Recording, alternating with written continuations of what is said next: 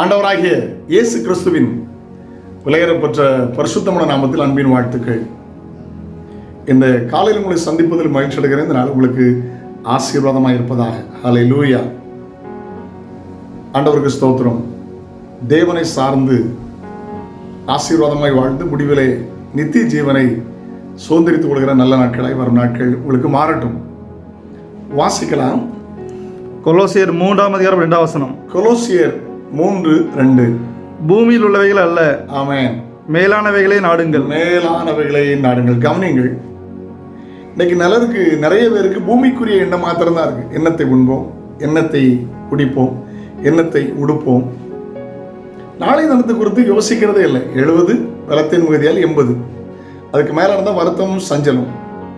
இன்னும் உலகத்தில் சொல்லப்போனால் துன்மார்க்கன் ஆயுசு குறைந்தவனாய் காணப்படுகிறான். சிறுவராக இருந்தவர்கள் கொஞ்ச நாட்களில் அவர்கள் வாலிபர்கள், வயோதிபர்கள், காலம் முடிந்துவிடும் என்று யோசிக்க வேண்டும். முடிந்தவுடனே பரலோகமா நரகமா, நித்திய ஜீவனா பாதாளமா யோசிக்க வேண்டும். எங்கே மனுஷனுக்கு செம்மையாய் தோன்றுகிற வழி உண்டு, முடிவோ மரண வழிகள். நீதியின் பாதையில் ஜீவன் உண்டு, அந்த பாதையில் மரணம் இல்லை. ஒரு மனிதன் சொப்பனம் கண்டான். நடந்த உண்மை சம்பவம்.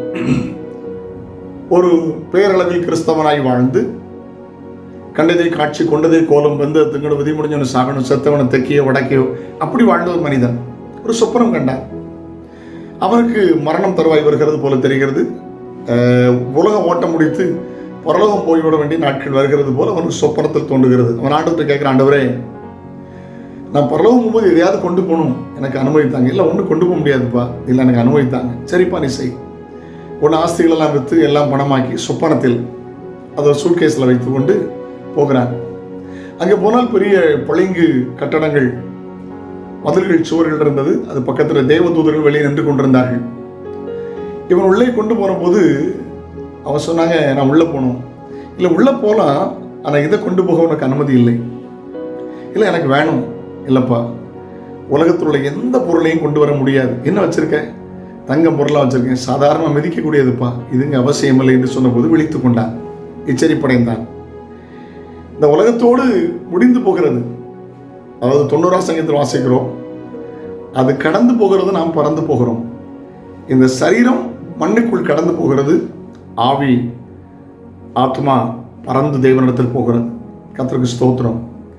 இன்னொரு வசனம் கூட வாசி கேட்கலாம். லூக்கா 12:15. லூக்கா 12ஆம் அதிகாரம் அவனுடைய 15ஆம் வசனம். பின்பு அவர் அவர்களை நோக்கி, பொருளாசை குறித்து எச்சரிக்கையாக இருங்கள். ஏனெனில் ஒருவனுக்கு எவ்வளவு திரளான ஆஸ்தி இருந்தாலும், பொருளாசை குறித்து எச்சரிக்கையார்கள். ஏனெனில் ஒரு மனுஷனுக்கு எவ்வளவு திரளான ஆஸ்தி இருந்தாலும் அது அவனுக்கு ஜீவன் அல்ல என்றார். அது அவனுக்கு ஜீவன் அல்ல என்றார். கிறிஸ்து ஜீவன். ஹல்லேலூயா. ஏன்னா ஒரு மனுஷன் அப்படித்தான், நிறைய சம்பாத்தியம் பண்ணான், நிறைய விளைஞ்சது. அவன் தன்னை பார்த்து சொன்னான், களஞ்சியத்தை இடிச்சு பெருசா கட்டி புசித்து குடித்து பூரிப்பாயிருந்தான். கர்த்தரவனை பார்த்து சொன்னார், மதிகேடனே, இன்னைக்கு ராத்திரி நீ செத்து போனா சேமித்து வைத்தவைகளை யாரது ஆகும். அது ஒரு ஆங்கில மொழிபெயர்ப்பில் தவ் ஃபூல், என் முட்டாளே, நீ சேர்த்து வச்சிருக்க பாரு, நீ செத்து போயிட்டா யாருடையதாக? எண்ணத்தோடு வாழுங்கள். ஹல்லேலூயா. நித்திய ஜீவன் அளிப்பேன் என்பது இயேசு நமக்கு தந்த வாக்குத்தத்தம். ஹல்லேலூயா. இயேசுவை சார்ந்து கொள்ளுங்கள், இயேசுவை நம்புங்கள், இயேசு விசுவாசிங்கள், இயேசுவோடு வாழுங்கள். இந்த உலகத்தில் ஆசீர்வாதமாக இருப்பீங்க, முடிவிலே பரலோக ராஜ்யத்தை தருவார். ஜெபிக்கலாமா? தகப்பனே, நாங்களும் இம்மைக்காக மாத்திரமல்ல, மறுமைக்காக, நித்திய ஜீவனுக்காக நல்வாழ்க்கை வாழ உதவி செய்யும். இயேசுவின் நாமத்தில் ஜெபங்கள் பிதாவே, ஆமென். நாளை உங்களை சந்திக்கிறேன். அதுவும் கிருபை உங்களை தாங்கிடும். God bless you. Have a nice day.